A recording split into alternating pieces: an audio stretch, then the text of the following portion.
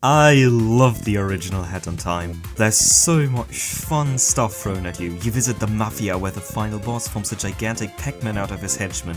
You explore an old spooky forest where your soul gets ripped from your body. So you have to fight Ghost Satan in a desperate battle for life and death. You have to play the lead roles in a movie contest between two directors, one being a narcissistic owl, the other one being a gay arrogant penguin. It's fun and it's flashy and it's one of my favorite games ever. That being said, if you played the game, you've probably noticed that I left out one of the 4 major worlds of the game, that being the mountain region. It's probably the biggest region of them all, and it has the most interesting and challenging platforming in the entire game. So why in the world would I rank it as my least favorite region of the game? Well, it mainly comes down to a weird little fact that upon first hearing might sound really fucking stupid. I did not enjoy Hat in Time for its platforming, but for its writing. Don't get me wrong, the controls are kind of fun, they feel really good to use, but there are a lot of games that do a way better job at that. What makes Hat in Time great to me was the scenarios it created, its charming characters, its fun dialogue, and most of all, its presentation.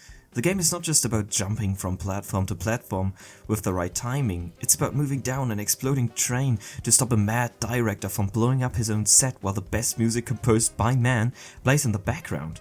It's about exploring a big film studio, it's about infiltrating an old abandoned mansion. Yes, the stealth gameplay sucks ass sometimes, but I didn't care. It was the context of the challenge that made it interesting, not the platforming itself. Obviously the fluid controls and nicely readable level design added to that a lot. But as I said, it's not what made the game stand out to me. Now, let's look at World 4's story. You're on a mountain. There's some weird bison things wandering around. They don't have a single line of dialogue. You run around blowing horns. There's a weird substance that seems to be corrupting the entire area. At the end, you fight the flower that causes the disease. That's it. No funny dialogue, no interesting revelation, just nothing. Luckily, the last boss fight is really fun, so the game could end on a high note, so at that point I didn't really care about World 4. I just thought that the devs really limited themselves by having the level be free roam, because it meant that the world would need to stay in a static state throughout the story. So stuff like the train blowing up in World 2 wasn't really possible, meaning no cool story progression or surprises. But I didn't really care about that after finishing the game, since it was only a mostly skippable fourth of it. A small stain on an otherwise clean slate. I then realized that the game had DLC. 2 actually. I bought them both because I trusted the developers after playing the main game and enjoying it so much. I read online that Yakuza Metro was the funner one of the 2, so I wanted to play the other one first. And it was kinda fun. I didn't spend a lot of time in the new Snatcher mode, but I did play the new chapter. It was kinda short, but the animation quality exceeded anything else in the game by far. I kinda wish that they would have updated some of the visuals in the main game instead. A lot of it just looks straight up terrible, but it doesn't matter. The ship has a fun layout, and after finishing the main game it felt like a nice fitting way to say goodbye. And of course the little seals were adorable. Watching all your favorite characters go to vacation and getting more lines from them is fun, and I didn't mind the shortness at the time because I knew the better DLC was still on the horizon. And at that point I still had hope. I still had hope that the situation wouldn't spiral into madness, that the game was still worth playing, that this life was still worth living. In hindsight, a naive thought of a deranged, sad mind. So I started up Yakuza Metro. I went into the little room where you can enter the level select screen and the music starts playing and it feels awesome and I think this'll be good, really, really good.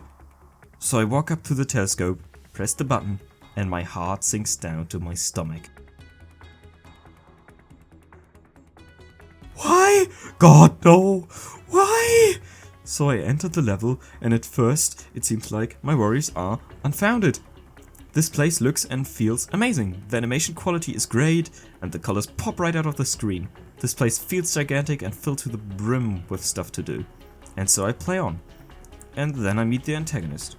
She doesn't seem as fun as the others, but there might be an interesting twist in the story, and with that animation budget, her boss fight would surely be amazing. Right? Right?